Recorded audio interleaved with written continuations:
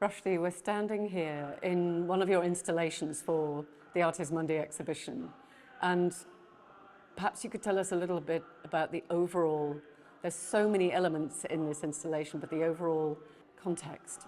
Yeah, absolutely. As you mentioned, is about the context is going back to the modern history of Middle East, starting from the collapse of Ottoman Empire and the beginning of Western colonization, the British and the French going to Middle East and carving the map of the Middle East.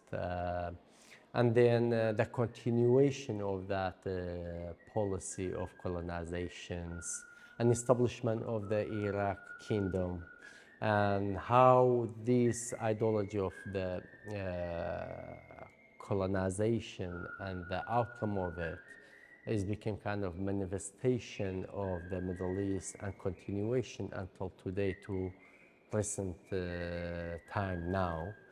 And is the exhibition looking at different times? For example, the work we got behind us is going back to Sykes-Picot agreement between British and French, carving drawing the map for Middle East and sharing the power. And then you've got the map right next to you, in fact, haven't you? Yes, absolutely. Yeah. That's the map of the Sykes-Picot. And the map here in this work actually printed on prayer mat in Middle East, as you know, when the Muslim people, they pray on prayer mats. So the prayer mat, we embedded the Sykes-Picot mat on it. So it's a kind of looking at the idea basically when I was a child, as a childhood, is you see my grandmother, grandfather, all the people, when they pray, after pray, they always begging the God for the peace. It feels like something is not present, unfortunately. So this is the things where, since the modern history of Middle East, and in Kurdistan and Iraq in general, in specifically and in Middle East generally, is quite missing, is because of the kind of those ideologies being maintaining and continuous from then to now. And the other thing is, after the establishment of the Kingdom of Iraq on the hand of the British, and then the assassination of the kings, and Iraq became a republic. So the whole project looking at the idea and the context of instability, socially and politically in the region, and how the war turned up the region, and especially in Kurdistan, and issues of the identity, trauma, displacement, and intolerance, and so on. And also, unfortunately, when we have these regimes, it's become a kind of a dictatorship regime, a fascist regime like Saddam Hussein or Assad or Gaddafi. We have this kind of the continuation of this policy, even those regimes were local. Not anymore kind of a copy of the West, but still maintaining those policies in a sense. And also we got kind of some of the work resonating about the history of that time. For example, these posters we have there is a propaganda from First World War, how the British government asking their citizens to donate money, and then the war over, it will be investment. So we're looking at the aspect of the war and economy, and the war is a kind of beneficial kind of sometime for people.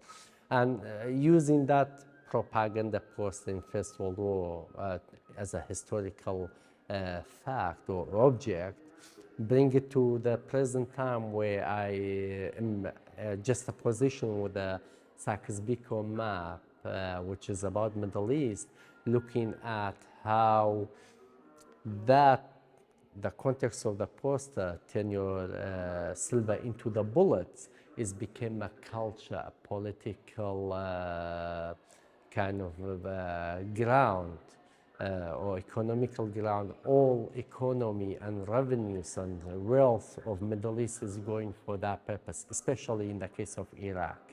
It's all going for distraction and buying guns and bullets and war after war. In my own experience as a person, I have seen 5 different wars in my own time. And I remember my grandfather and my father were talking about different conflict and wars.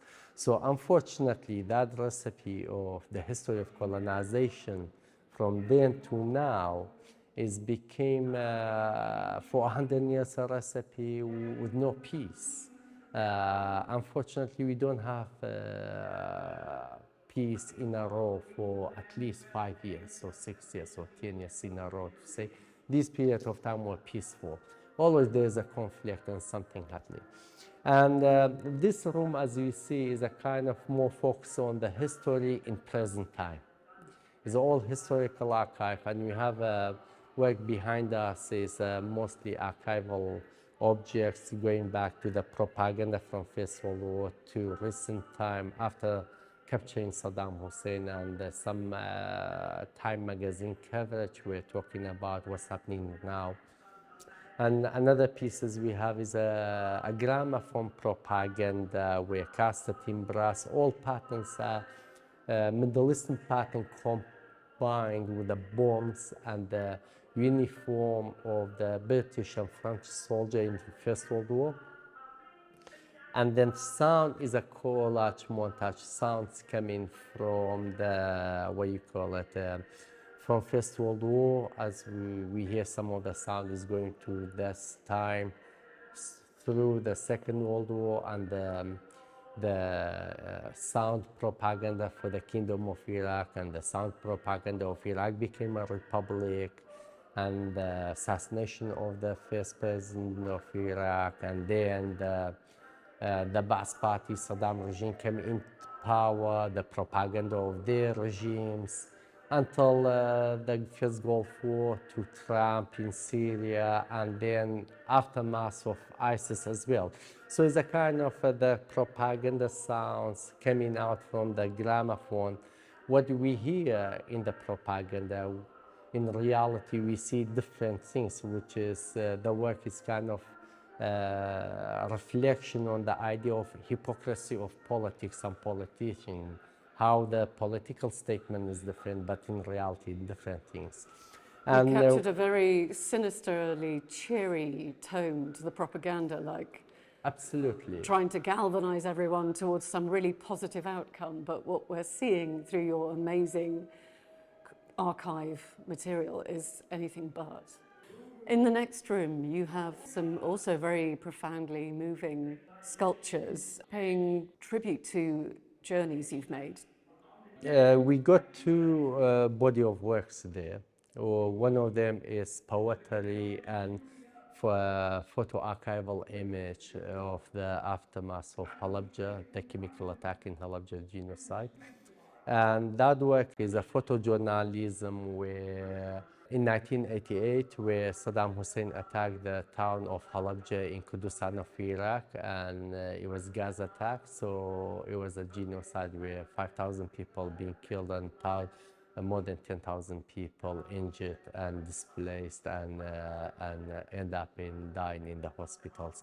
So at this time when the Halabja massacre happened in 1988, in 16th of March 1988, so unfortunately the international community, including United Nations, denied it, because that time Iraq was in a war against Iran, so they were supporting Iraqi regime against the Iran war, and so they were not in favor to talk about this. And unfortunately, those days where the social media and what we have it now, it was not such a, it doesn't exist. A number of war journalists entered the town with the Iranian army, so they documented the town. The all archives, some photo we have is coming from this photo journal, the war journalist photo. And after uprising, those photos became a kind of public demand. It was, I remember in Kurdistan, back in Kurdistan, in Suleimani or in the market, you walk and they sell these photos like a photo size album on the street. You can buy it for a dinar or half dinar. So I selected some of these photos and then rephotograph them, and then I work on it again with a mixed medium, and usually I use burning and soot, smoke, to cover. The idea of using smoke and burning, it was kind of reference to the idea of the gas, and the gas how is an ephemeral material and toxic. The chemical gas has been used. The soot is the same time is a toxic. Ephemeral material is a toxic. It kind of reference to the context of the photo.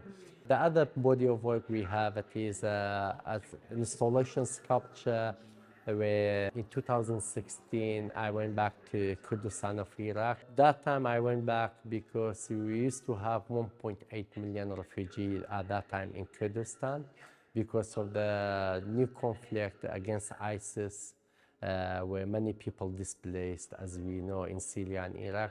So a part of my project, I went to those locations where the refugee come from. And one of the places I went, it was called Bashika, 4 kilometers away of Mosul.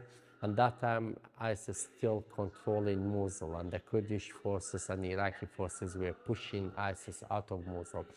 So when I went to Bashika, I documented many different places, and the whole town and area around Bashika and Hamdani were all destroyed, as we see in the work.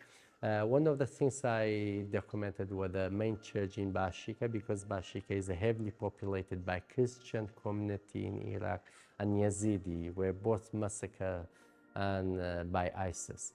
And then in Bashika, when I look at the photo, it was all destruction and genocide, and people were, unfortunately, some of the people were massacred there. So using this kind of context of the work, how putting again in an installation in a box and burning everything, like how the town and everything were destroyed. And we have one of the work where opposite just behind the work, which is 3 photos of the church destroyed by ISIS, just a position on the main mosque in Mosul, were destroyed by ISIS, where they established their kingdom in that mosque. At the end of their days, they destroyed the mosque. So it's a kind of looking at the ideology, how destroy everything, regardless if it's mosque or church or temple or anything, as long as doesn't go back to don't match their ideas or don't agree with their ideas.